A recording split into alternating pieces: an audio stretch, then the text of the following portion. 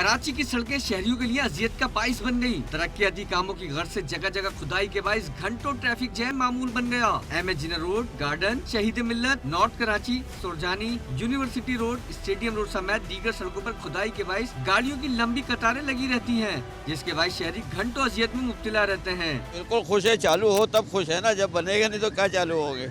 इतना टाइम हो, 4 साल का टाइम हो रहा है अभी तक, आप बताए ना। जाम रहता है भाई, क्या करें, मजबूरी, आवाम की मजबूरी है। लोग जा रहे हैं सफर में, 1-1.5 घंटा लग रहा है। आवाम इतनी परेशान है, हर तरफ से रोड खोद दिया है।